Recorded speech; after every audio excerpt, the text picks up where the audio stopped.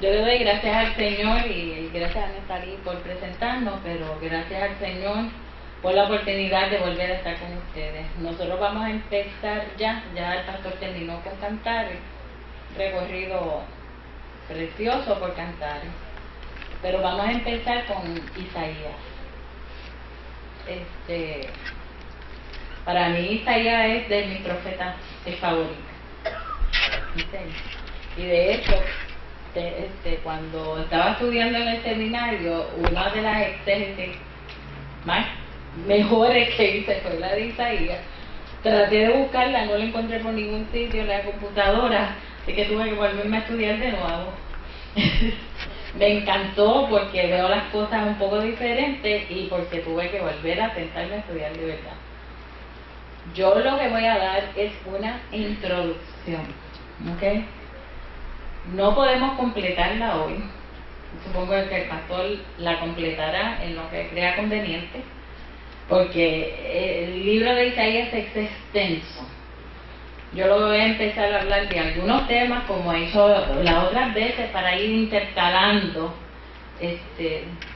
información, conocimiento, pero conocimiento bíblico que nos ayude a entender el documento, porque de lo contrario uno se queda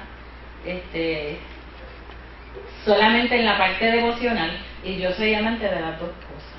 O sea, hay que estudiar y hay que tener la devoción, pero hay que balancearla y saber por qué uno tiene una devoción y utiliza la Biblia como instrumento devocional. Yo lo que voy a hacer es que yo le voy a dar una introducción sobre el profetismo bíblico. Básicamente lo que voy a estar es tratando de explicar someramente algunas cosas básicas. No podemos entrar en el detalle como si estuviéramos 2 o 3 meses o un curso completo, pero por lo menos darle una orientación general que nos permita entender el profetismo en Israel y el profetismo bíblico, para entonces ver a Isaías como el profeta que es. Claro, Isaías responde a una época en particular, al siglo VII antes de Cristo, ¿okay? Pero en el caso particular de profetismo, el profetismo está en el pueblo de Israel desde mucho antes.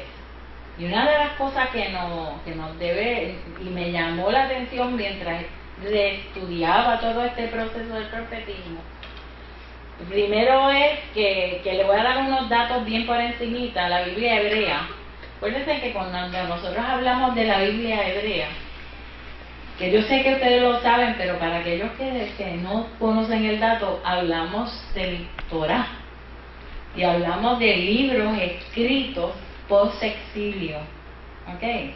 La Biblia como la tenemos hoy, obviamente para este tiempo no está. Por lo tanto, el concepto que nosotros tenemos de la Biblia, como está completa, un canon de 66 libros, obviamente usted no lo puede visualizar así. La Biblia hebrea contiene 2 conjuntos de escritos agrupados bajo el título de los profetas. La primera parte normalmente es de carácter narrativo, me refiero que viene normalmente de tradiciones orales, se decían las cosas, no se escribían. Por lo tanto, la primera parte de carácter narrativo incluye los libros de Josué, Jueces, Samuel y Reyes. Okay. Cuando estamos hablando de los profetas, lo estamos dividiendo también en profetas anteriores y profetas posteriores. ¿Por qué? Para distinguir estos dos grupos proféticos, la tradición judía, a partir del siglo II antes de Cristo, dio al primero el número de profetas anteriores, como le dije, que son profetas viejos, antiguos. O sea, estamos hablando del profetismo desde el tiempo de los jueces. ¿Ok? No estamos hablando del profeta por Isaías. El profetismo bíblico, las primeras nociones que tenemos acerca del profetismo bíblico surgen en Jueces, y lo vamos a ir examinando.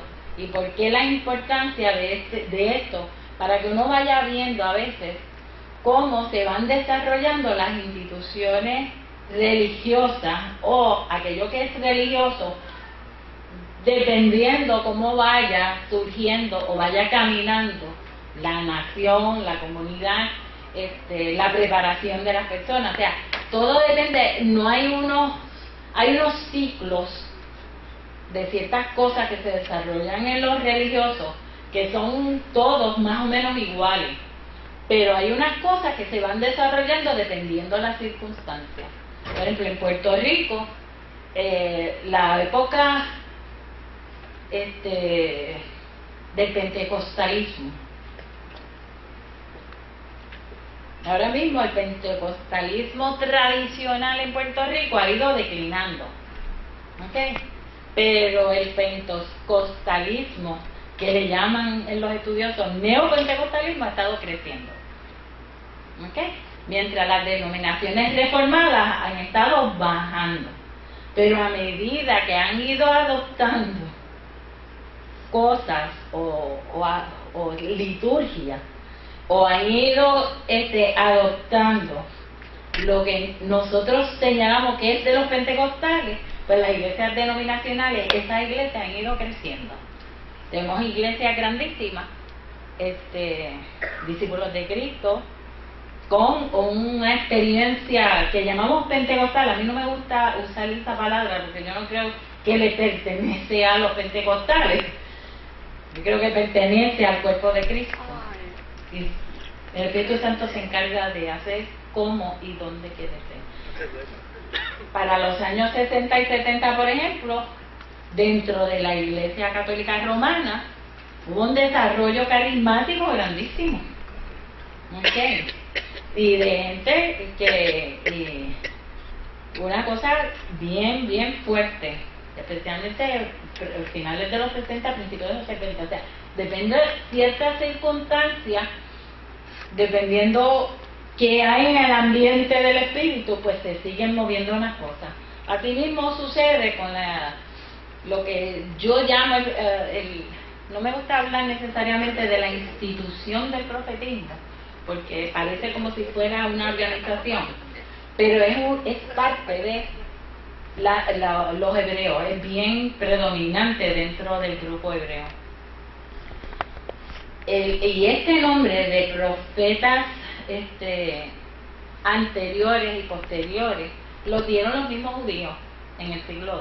O sea, no es algo que nosotros como cristianos hicimos, lo hicieron los mismos judíos.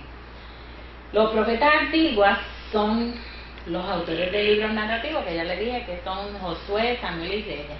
Y los posteriores, que fue lo que les expliqué, parecen distinguirse como los profetas. Y usted le dice, los profetas de la Biblia, ¿en quién usted piensa? Isaías, Jeremías, Ezequiel. Correcto. O sea, esos son los profetas. Y eso no es correcto. Esos son parte de los profetas. Porque también tenemos al grupo de profetas que se nos olvida que se designa y que fueron profetas: Jonás, Miqueas, que se le llaman los menores. Y a mí esa dicotomía y esas cosas jerárquicas no me gustan, porque a veces el mensaje de Isaías y el libro de Isaías es extenso, pero él estuvo 40 años ministrando como profeta. Okay. Algunos de los profetas más que dicen que son profetas menores tienen un mensaje igual y equivalente de poderoso que el de Isaías. Lo que pasa es que su librito, como es pequeñito, Abdías apenas tiene nada, un capítulo. Pues entonces parece que es que no tiene la importancia. Lo que sí también representa ese grupo es que el desarrollo del profetismo se estaba desarrollando bajo otras circunstancias históricas. Ya la institución de los profetas estaba en decadencia, ¿ok? Por las cuestiones políticas que habían pasado en Israel, el exilio, ¿ok? La dispersión en el exilio de cuántos grupos, que hubo más de un exilio, o sea, que fueron unas cosas que fueron cambiando las circunstancias. En el tiempo histórico de algunos de los profetas, Israel estaba en su apogeo. Y por ejemplo, y las premisas, como ya le dije también, las premisas del profetismo bíblico están presentes durante el surgimiento de la figura de los jueces. Si usted busca, si lo puede buscar rápido, en Jueces 2:16, dice el propósito por el cual Yahvé, el gran yo soy, levanta a los jueces. Y dice, y Jehová levantó jueces que los librasen de manos de los que le despojaban. O sea, Israel estaba en unas cuestiones políticas y sociales bastante mal, y no había unas figuras grandes como habían sido los patriarcas, como había sido, acababa de morir Josué, que era un líder tremendo, habían llegado a Canaán. Por lo tanto, en lugar de seguir levantándose ese tipo de líder carismático, individual, que mantenía una relación personal con Dios, empieza entonces el desarrollo de los jueces. ¿Ok? Y usted dirá, ¿y qué tiene que ver eso? Pues ya mismito lo vamos a ver. A mí a veces me gusta ir más lento en esos detalles, no porque me interese, es para que veamos cómo corre, es como una quebrada, un río que corre. Y entonces van llegando a las cosas a su causa. En este caso, cuando se empiezan a levantar los jueces, mientras se van desarrollando los jueces como líderes, y esto es mi parecer, un liderato basado en la persona, surge el profetismo, que el profetismo del cual se anota en la Biblia, y se escribe, ¿ok?, en estos libros narrativos del profetismo bíblico. Y da la casualidad que no es por el feminismo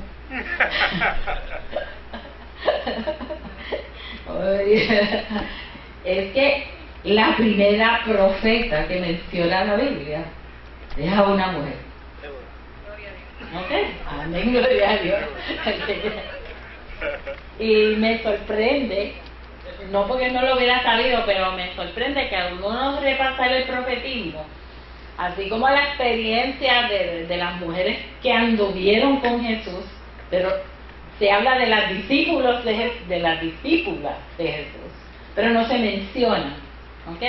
Claro, él tenía sus discípulos cercanos, que eso es un grupo muy especial para Jesús. Asimismo, cuando la resurrección, pues se menciona que las primeras que salieron fueron unas mujeres.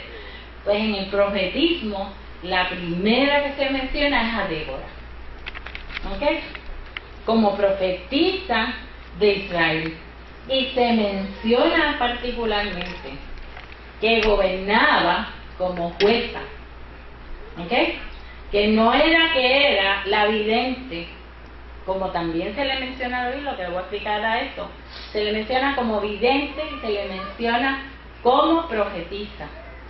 Se le menciona además como jueza. Y dice, no es que dice, y ella era jueza en Israel, es que menciona las características de que ella se sentaba en una palmera y todas las personas iban a ser juzgadas por ella, como cualquier otro juez en Israel. ¿Ok? Porque las instituciones del juez estaban empezando a surgir. Si usted se lee el capítulo 1 de los jueces, empiezan a nombrar a un montón. Y obviamente no voy a entrar porque la figura principal no son los jueces. Es que ella en particular se menciona como profetisa, como vidente. Dice jueces 4-4, gobernaba en aquel tiempo Israel.